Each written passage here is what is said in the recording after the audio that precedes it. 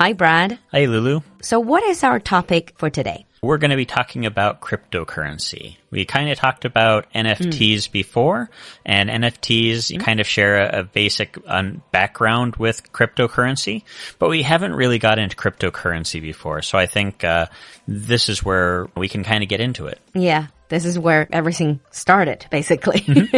Yeah. All right. First of all, I think many people think of cryptocurrency, they think of Bitcoin or even Dogecoin. But what exactly is cryptocurrency?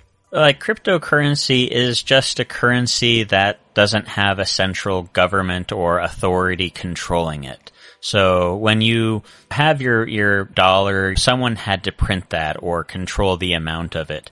And rather than that, it's usually the central bank, isn't it? Yeah, like the central bank. But rather than that, this is something that's online, and there's like a digital ledger that has a list of everyone who has bought or sold the currency, and so they know who has what. And this can be like anonymous, and that's why a lot of people really wanted it.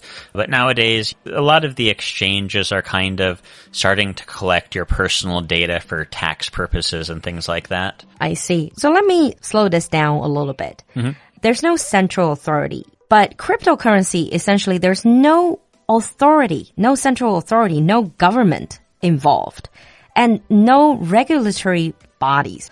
So it's just everything stored in a ledger, you said, digital ledger. Right. And some people can be anonymous. You don't know who they are. They're just an account number. But others might have to register. They might have to have their personal data there. Yeah. So oftentimes, if you're looking at the blockchain, you may not be able to know who the person is. But if you go to, like, for example, the government will know who this person is because they've signed up for an exchange, and that exchange has tied their account number to their name. I see. And you mentioned blockchain. This was one of the hottest buzzwords a few years back. Blockchain. Till this day, I still don't know exactly what blockchain is, but I know this is the technology behind cryptocurrency, right? Blockchain made cryptocurrency possible. Yeah, it's just basically all the data. The blockchain is the ledger.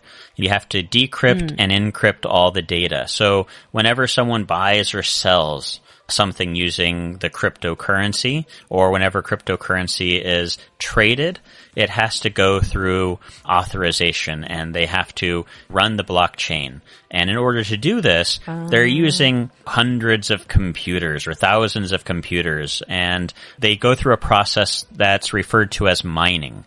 So it sounds like you're like mining for gold. And essentially, that's what you're doing. By using your computer to help the blockchain process, you're going to get some sort of payment.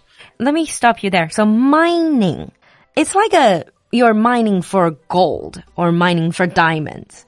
And this is a way to make money in this cryptocurrency world? Yeah, because rather than have like a government doing all the mining or regulation, everyone is pitching in to do the regulation or to do the mining, to move the data or to move the currency from one person to another. I see. It's like a community thing almost. I've heard of people doing the mining. For all I can see as an outsider is they have just computers and then them run certain programs. Yeah. But how do you get paid? Is it like real gold mining that you just like dig, and then you can find some loose coins somewhere? No, like most currencies have their own kind of like separate wallet, and they pay from this wallet to the people who are mining. And so by letting the cryptocurrency use your computer for processing, you're going to get paid for that. And you can either have a big farm that's going to do all the data mining, and you can get paid for what you actually decode or encrypt, or you can be part of a community, and together you're putting all your processing power together. And by doing that, if you are the one who encrypts it, then you get paid based on how much processing you gave to that community. And for people who don't have a lot of computers, that's a better option because you're going to get paid one way or another. It's just a matter of you actually have the ability to make smaller amounts and get paid regularly rather than maybe not get paid for a long time. Now, coming back to different types of cryptocurrency, now there's so many of them, right? It started with Bitcoin, but then you have so many others. But some of these are pretty useless, aren't they? Yeah, you mentioned Dogecoin earlier. That's a really popular one. We call it a meme coin because it's based off of a meme. But then there's other coins like Ethereum, which is actually quite popular. And while it doesn't have the value of Bitcoin, it is rather valuable. But, there's all these different coins out there, and refer to them as like two basic types. There's alternative coins or altcoins and stable coins. They're basically cryptocurrency that is not Bitcoin. Right. It's the same thing, same basic idea as Bitcoin. It's just not as expensive, so people can kind of get into it a little bit easier. But yeah, there's also something, aside from alternative coins, we call them shit coins. Does that mean they're really shitty? They're just really worthless? They don't really have any value, and if they did have any value, it's for a very, very short period of time. If you look at Dogecoin, for example, Dogecoin was basically worthless for the longest time. And then back in last year, it started getting a little bit of value. Yeah, Elon Musk started saying he was going to move to Dogecoin over Bitcoin. And so people started wanting to get into Dogecoin. And so the value went up from maybe a fifth of a penny to 70 cents or almost 70 cents at one point. And then it just dropped back down. It's still something like 8 to 9 cents or something right now, which is fairly good for some currencies, but the value of it is still not as high as it once hit. Yeah, let me ask you a personal question, Brett. Sure. You seem to know a lot about Dogecoin. Does that mean you actually invested in Dogecoin? I did invest in Dogecoin. Wow. I knew that the value of Dogecoin was going to go up when Elon Musk started talking about it. I didn't make a lot of money, but I did get something like 25% return on my investment. I didn't invest a lot of money. That's impressive. But yeah, aside from that, I don't really buy or sell coins. I do use a browser that pays me for advertising in coin. So I get paid for any advertisements that pop up on my computer from the browser. But yeah. Oh, but they pay you in cryptocurrency. Right. I see. After you made that 25% of profit from Dogecoin, have you actually sold it for real dollars? I didn't keep the coin for very long. Smart. I think I kept it for 1 or 2 days, and that was the longest. But yeah, aside from that, we have stable coins. Is that the opposite of shit coins? Kind of. Well, basically, when you look at the big coins like Bitcoin or Ethereum, the majority of those are being used for investments rather than actually as a currency these days. Only 33% of Bitcoin is actually used for actual currency. The other 66% is all tied up in just people investing in it. And so that's large amount, right? Whereas stable coins are not meant to be used as an investment. People are wanting to have a coin that can actually be used just as a currency that you can use to buy and sell things. Oh, I see. Yeah, if you bought, say for example, you bought Bitcoin, or you got paid in Bitcoin, and then the next week, the value of Bitcoin dropped in half. Well, half of your salary is gone just because the currency value dropped, right? And people don't want that. People want coin that's stable. I see. They just want a normal, stable digital currency. That's right. That they can rely on as a way to get payment. Right. If you get a payment, if you you run a business and you have a cup of coffee is $5, or it's a 0.0001 Bitcoin, because Bitcoin's value is $30,000. It makes it a little bit difficult. But if you're getting cryptocurrency and the value is fluctuating really high and low, then you can't really determine the value of it for your products. And people don't want that. I see. You know, before we wrap up this basic episode, which is already very confusing, I just want to ask, who started all this? Who created the first cryptocurrency, Bitcoin? That is a very interesting question. There's a man or woman or group of people known as Satoshi Nakamoto. And people don't really know who he is. Like, there's the people who were involved in the original creation of Bitcoin, and some of them probably know who this person really is, but no one has come forth and actually said that we know who this person is directly. A few people have said they're, Satoshi, and a few people have said, oh, I know who it is, it's this person. But there's never been anything conclusive about who this person is. And a lot of people really want to know because there's a large wallet of Bitcoin that has not been moved. And a lot of people think that this happens to be this person, Satoshi's actual wallet. And so they're waiting to see what happens. Is he going to move the currency or sell it once it gets to a certain value? Yeah. But it has never been confirmed. Actually, you know that Satoshi Nakamoto has been called a cypherpunk. Yeah, just like cypherpunk. Yeah. Like cypherpunk, but it's cypherpunk. Yeah. Okay, so that holy grail, that huge wallet containing all this Bitcoin is just waiting to be collected. Sounds like a treasure hunt. If you could actually get into the wallet, it would be very nice because, you could probably become a billionaire. At least a millionaire. Yeah. Well, maybe billionaire times over. All right. On that note, we're going to wrap up here. We've covered some of the basics. Oh, at least I hope they're basic enough. Some of the basic terms. In the advanced episode, Brad and I are going to go deeper into the topic of cryptocurrency, and we're going to talk about some of the scams and speculation and crime related to cryptocurrency. If you know anything about cryptocurrency, or if you have ever invested in cryptocurrency yourself, leave us a comment in the comment section. Thank you, Brad. Thank you, Lulu. See you next time. We'll see you next time. Welcome back. We're going to be talking about cryptocurrency for the advanced lesson. Hey, what's going on, Lulu? Well, I'm prepared to be even more confused. Don't worry. I think this might be easier.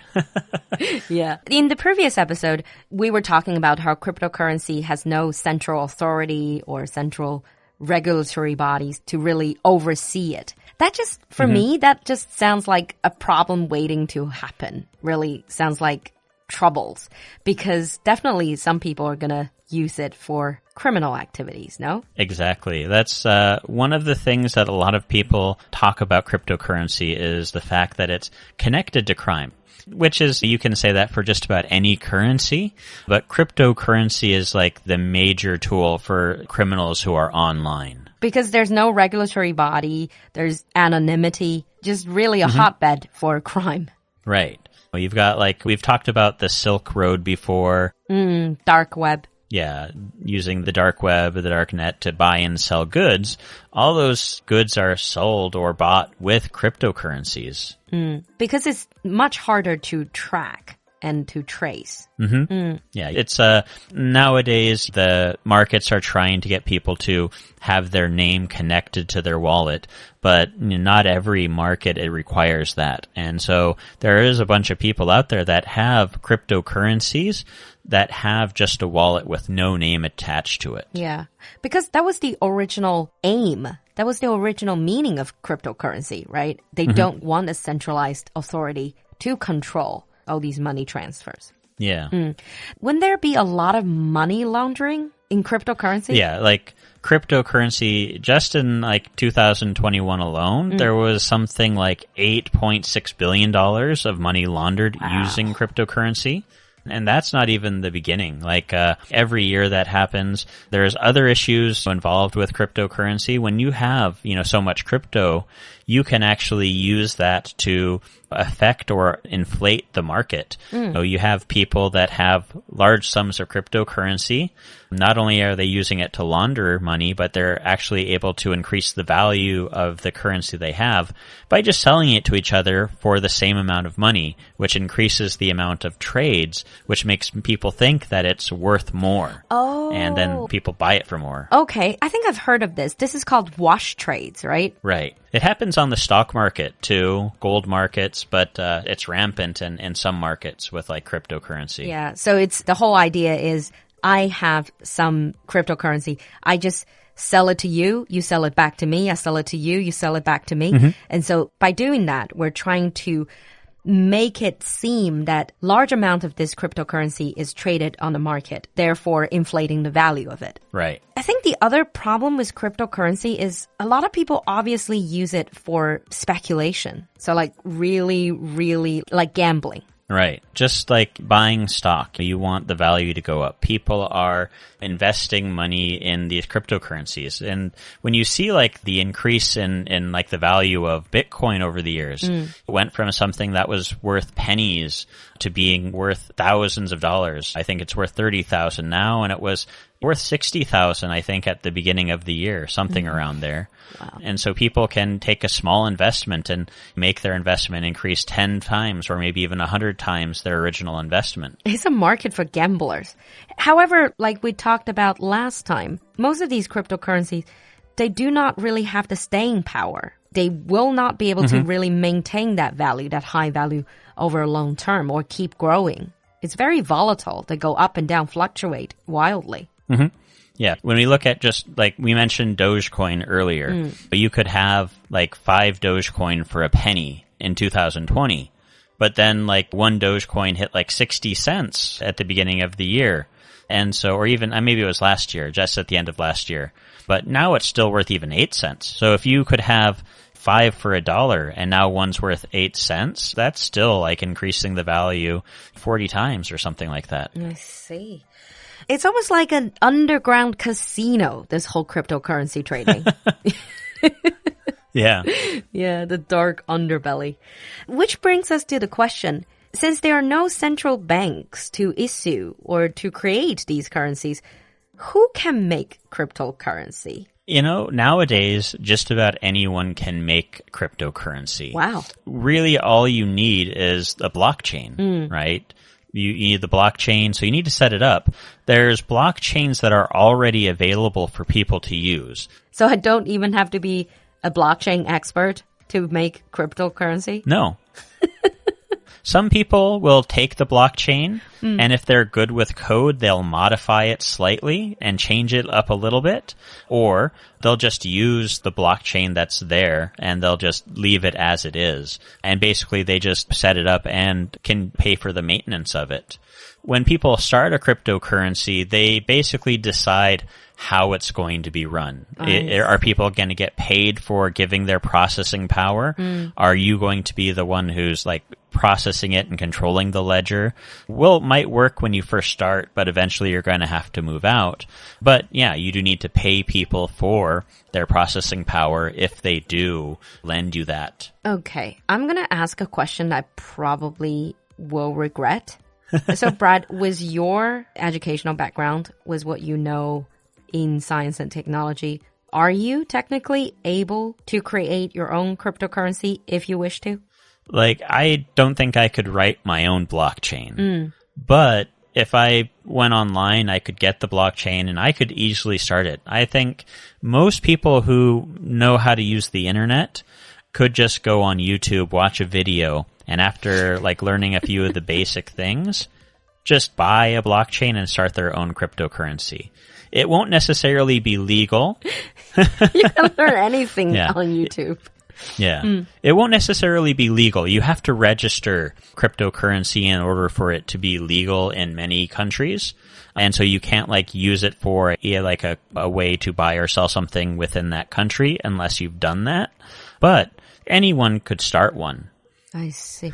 But I thought the whole point, you were talking about the legality of it, but I thought the whole point of cryptocurrency is so that they don't have to be controlled by these financial regulatory bodies of any country. And when you're moving and buying, or when you're buying something online and selling something online, you don't really need to worry about it.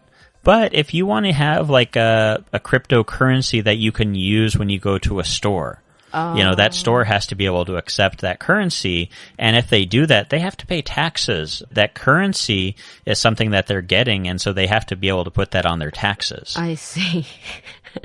Like, if you're online, sure, you can get around that because a lot of people who buy or sell things online just don't record it or don't tell anyone about it. But when you're actually running a legal business, you need to have a legal cryptocurrency. So a lot of it just sounds like people are trying to exploit the legal loopholes in this. Mm-hmm. And what gets even scarier is something called the pump and dump scam. And that's been happening a lot in recent years.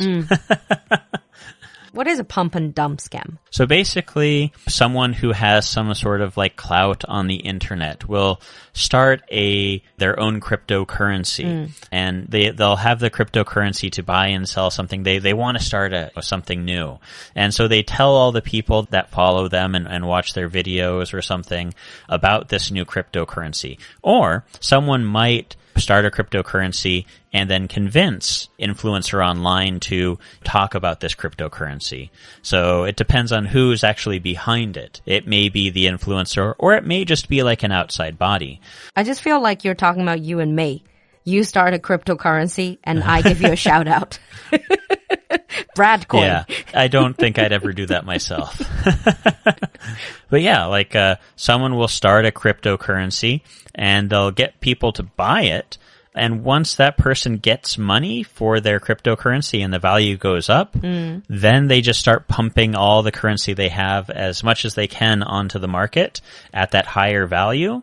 And then they just drop it and like just leave it. And that currency will die out. And all the people they got to invest will just lose their money. Oh, that is a total scam. So it's more like I'm issuing or I'm printing all these coupons and say they are worth something. Collect them. And then I just shut down shop after everyone paid me. And then I just move out. And then all of these coupons or tokens or coins, so to speak, become useless. Exactly. That is really scary.